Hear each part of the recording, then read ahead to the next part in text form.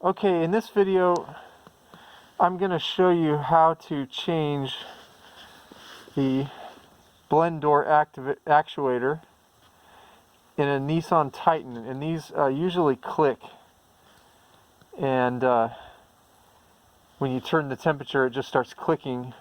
But this one actually I had changed about 2 years ago and it went out again, and it wasn't clicking this time, but the blend door wasn't working at all. Anyway, so as you can see, you can do this without taking the dash out.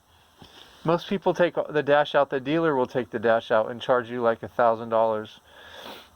But it can be done without any of that. And what you have to do, first of all, obviously, is take the glove box out. And then secondly, is that you have to take this cover off. It goes right there.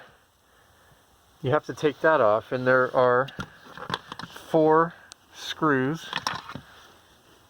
I'm doing this at night, and it seemed like it would be a little easier than during the day because the shadows are not as bad somehow. But anyway, so what you have to do to get this out is not try to take this out. You take the base plate out. As you can see, there are only 3 screws holding the base plate on. And there went my flashlight. And anyway, so you take that out.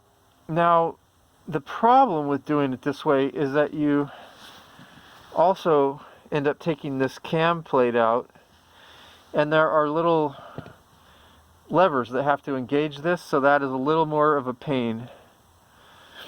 But you can't get this 3rd screw out with the base plate in there. You cannot do it. You need the right tools. The first time I did this, I had this thing. This is like a really cheap, low-profile ratchet, and doing another job, I ground this off, and I shouldn't have, because I couldn't find another one of these. What I did find, I went to Lowe's, and I got this Cobalt right angle bit driver set.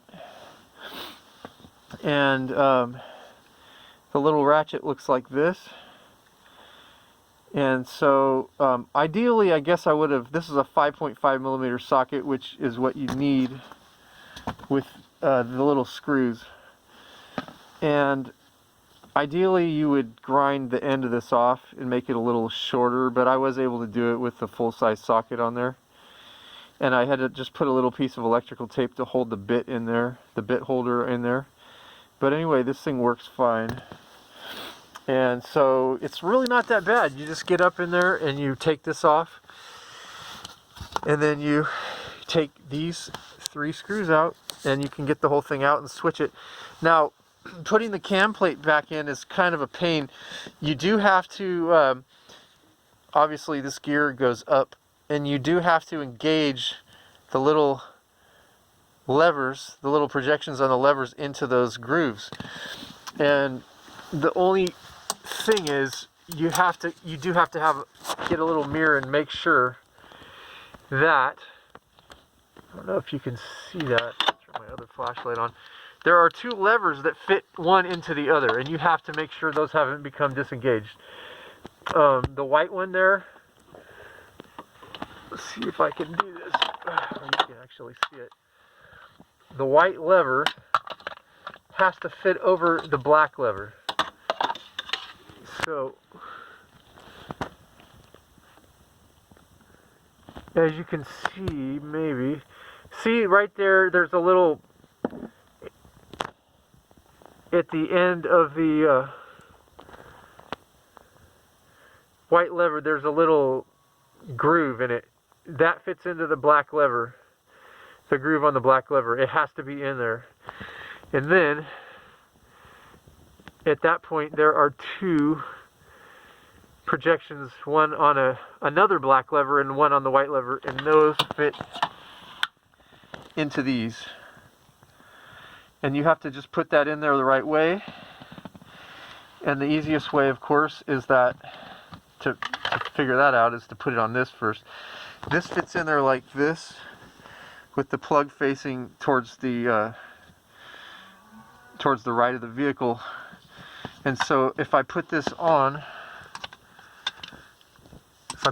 here first, and then I put it in place, then I can kind of see how I need to set that up in there. And that's all you really have to do. You just put that in there, fit this in that groove, and then put the screws back together. And the whole thing takes an hour, hour and a half. And I'm not going to lie, it isn't easy. You do beat your hands up. That's why I have these long rubber gloves on, because it will cut your wrists up a little bit. But overall, it's a heck of a lot better than taking the dash apart. So anyway, there you go.